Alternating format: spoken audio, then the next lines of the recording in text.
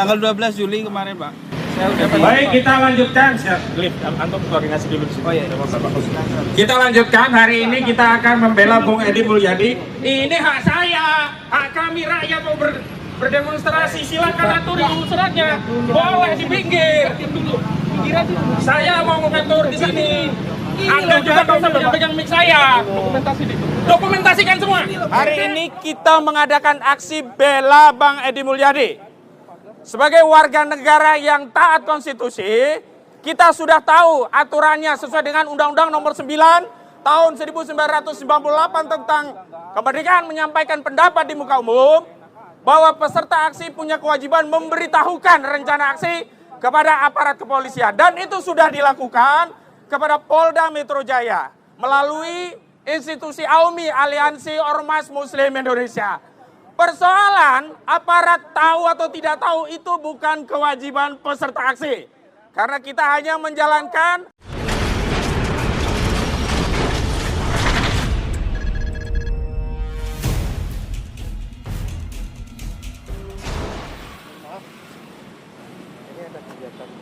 pemberitahuannya. Sebentar, Pak ya. Nanti saya di Polda. Ada kemarin ada, semuanya ada. Gimana?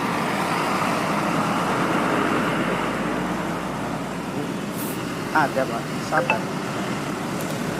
Kenapa? Ini pemberitahuan nggak ada? Oh sudah. Kata siapa, Pak? Sudah di Polda. Sama siapa? Ini ada. Ini saya kemarin sudah Memang ngisi kayak fisiknya gini. belum dibawa. Kapan yang terima siapa? Tanggal 12 Juli kemarin, Pak. Saya udah Baik, kita lanjutkan. Antum koordinasi dulu di sini. Oh iya. Kita lanjutkan. Hari ini kita akan membela Bung Edi Mulyadi. Ini hak saya, hak kami rakyat mau berdemonstrasi. Silakan atur dulu suratnya. Boleh di pinggir. Saya mau mengatur di sini. Anda juga nggak usah pegang mic saya. Dokumentasikan semua. Tim, dokumentasikan. Ya, siap. Ini hak menyampaikan pendapat di muka umum yang tidak bisa dihalangi oleh siapapun. Ini adalah pembelaan menyampaikan hak. Allahu Akbar. Allahu Akbar. Kasus Bang Edi Mulyadi ini adalah kasus di mana oligarki terus merongrong negeri ini. Sampai urusan demonstrasi pun dipersoalkan. Padahal kita sudah memberitahukan kepada Polda Metro Jaya. Kalau ada persoalan yang belum diketahui, berarti harusnya Polda Metro Jaya yang bertanggung jawab, karena kami sudah melakukan pemberitahuan kepada Polda Metro Jaya. Hari ini ada aparat bertanya, tapi langsung kepada posisi di mana kita mau aksi. Ini kan sama saja membuat kita tidak bisa leluasa menjalankan aksi. Takbir! Kita siap bela Bang Edi Mulyadi. Siap bela Indonesia. Siap bela lawan oligarki. Takbir! Bismillahirrahmanirrahim. Assalamualaikum warahmatullahi wabarakatuh. Waalaikumsalam warahmatullahi wabarakatuh. Alhamdulillahirabbil alamin. Wa bihi nasta'inu ala umuri dunya waddin. Wa ala alihi wa sahbihi ajma'in. Amma ba'du. Qala Allah ta'ala fil Qur'anil Karim. A'udzu billahi minasy syaithanir rajim. Ya ayyuhalladzina amanu in tansurullaha yansurkum wa yusabbit aqdamakum. Amma ba'du.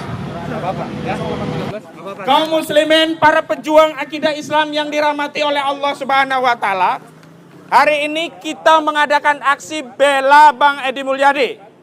Sebagai warga negara yang taat konstitusi, kita sudah tahu aturannya sesuai dengan Undang-Undang Nomor 9 tahun 1998 tentang kemerdekaan menyampaikan pendapat di muka umum, bahwa peserta aksi punya kewajiban memberitahukan rencana aksi kepada aparat kepolisian. Dan itu sudah dilakukan kepada Polda Metro Jaya melalui institusi AUMI, Aliansi Ormas Muslim Indonesia. Persoalan aparat tahu atau tidak tahu itu bukan kewajiban peserta aksi.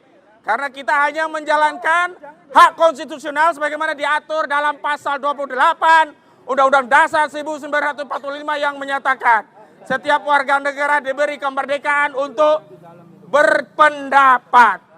Ya, karena itu tidak boleh ada penghalangan terhadap menjalankan aktivitas, menjalankan pendapat yang sudah dijamin konstitusi. Takbir.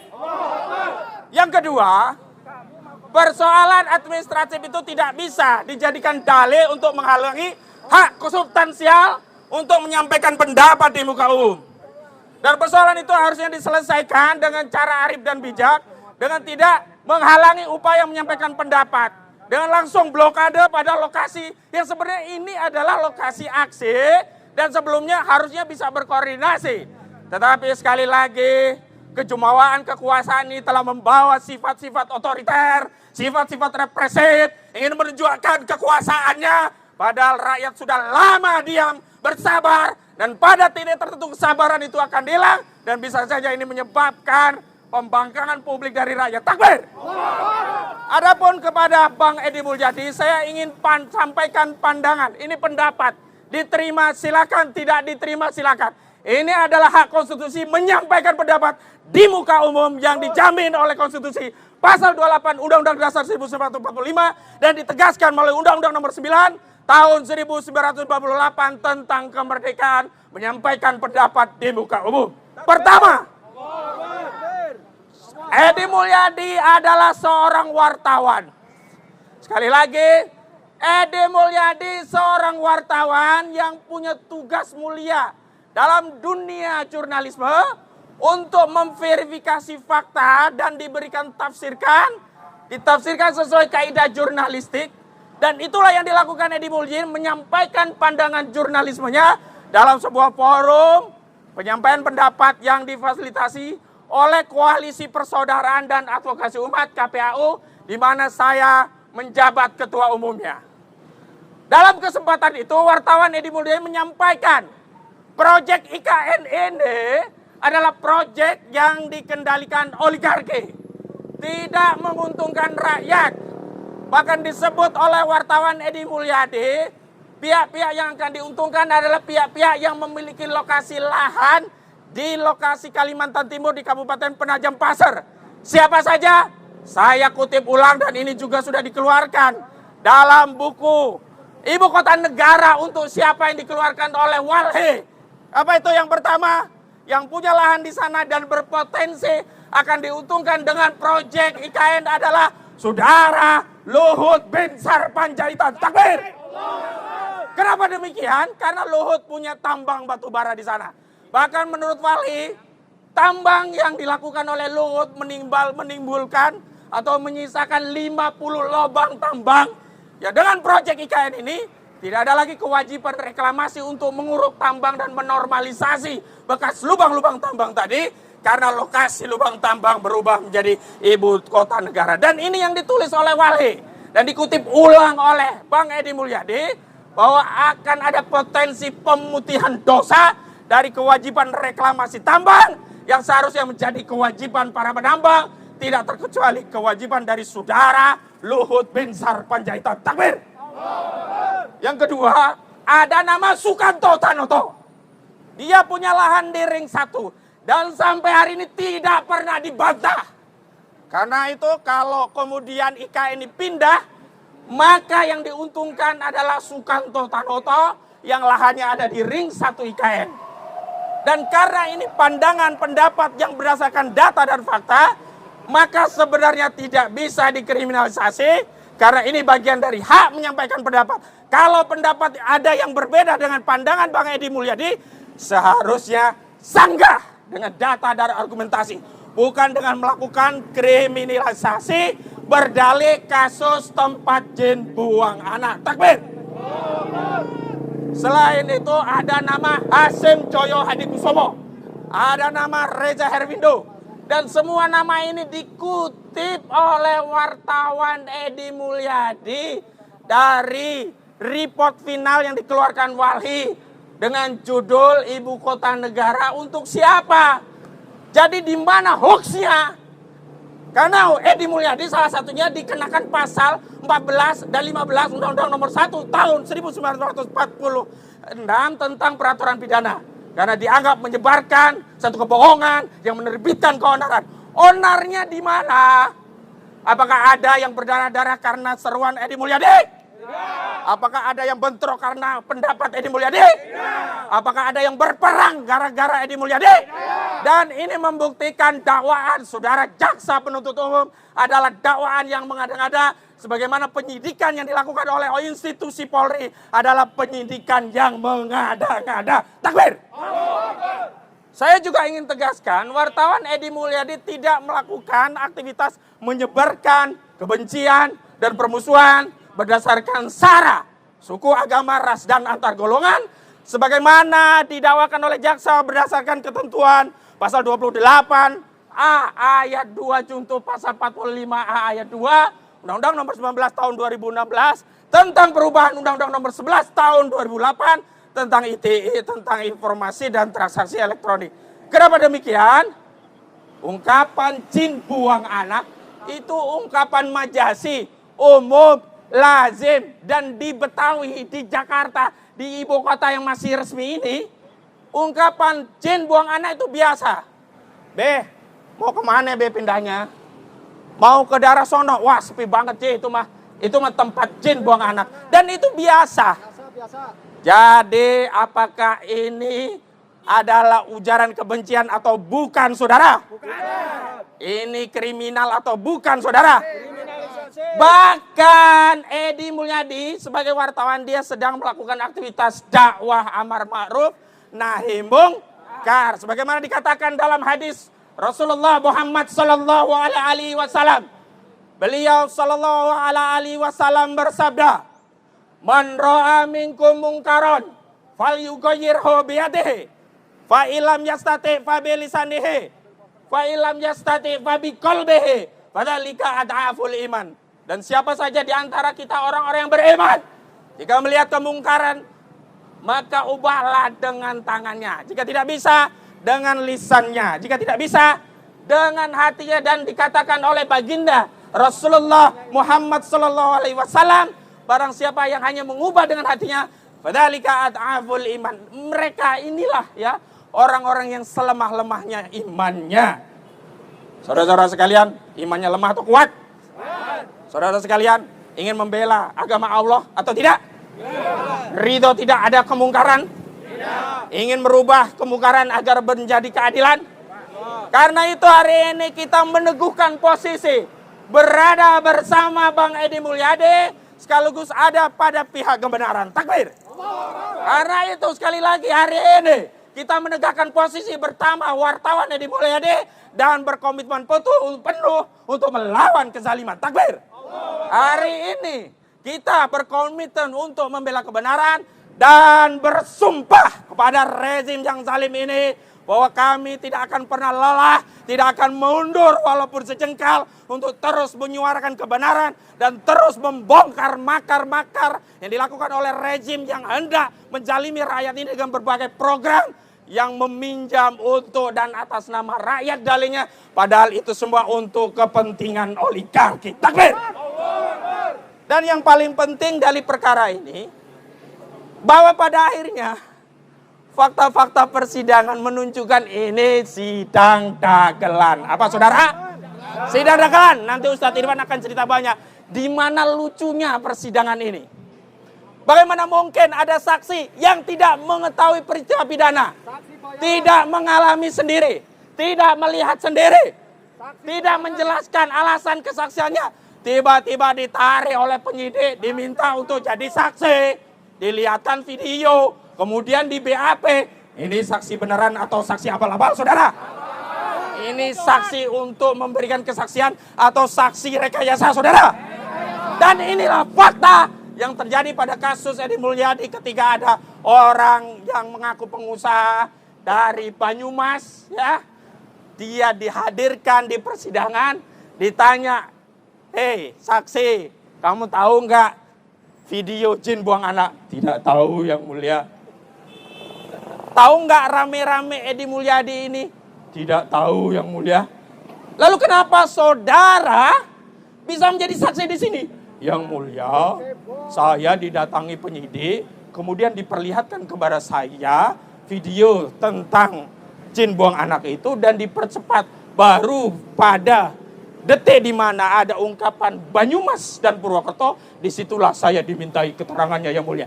Ini saksi abal-abal atau saksi abal-abal, saudara? Ini rekayasa atau rekayasa, saudara? Ini sidang oligarki atau oligarki, saudara? Ini kezaliman atau kezaliman, saudara?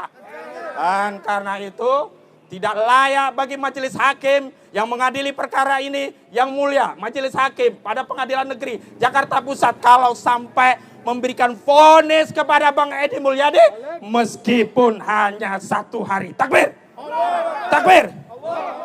Lalu lucu lagi, saksi pelapor. Ada 3 orang saksi, 1 jadi saksi pelapor, yang 2 mendampingi menjadi pelapor. Isi BAP-nya sama persis. BAP kok copy paste. Ini hasil penyidikan atau hasil ngarang penyidikan, saudara?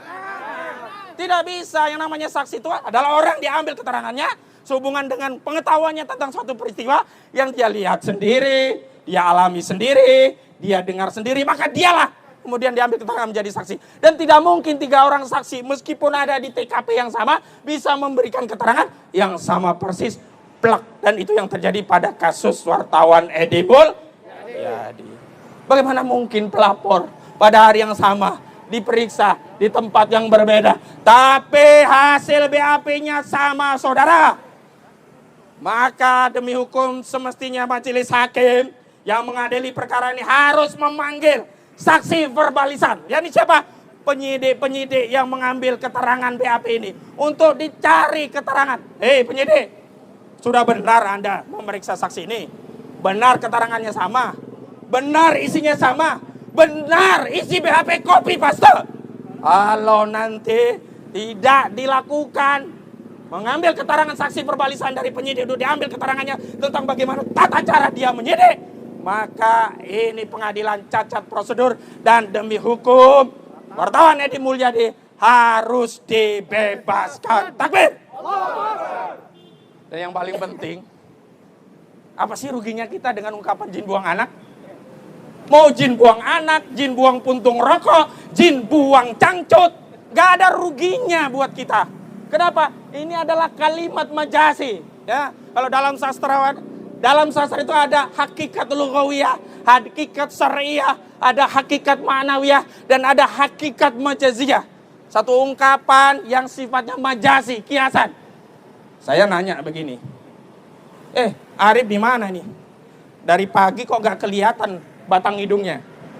Yang dimaksud ini adalah batang hidup Arif atau seluruh anggota badan dari Arif? Seluruh.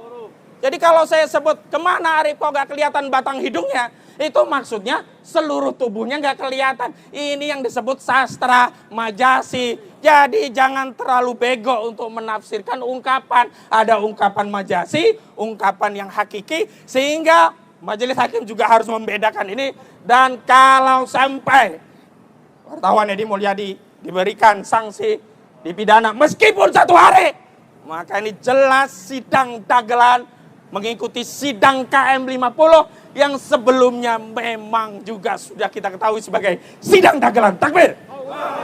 Dan yang paling penting itu persoalannya bukan jin buang anak, bukan. Persoalannya adalah ini wartawan Edi Mulyadi terlalu ceriwis, terlalu kritis. Dialah yang pertama kali melakukan kunjungan ke TKP di KM 50 untuk mencari keterangan dari saksi-saksi yang kemudian videonya viral di tengah kita.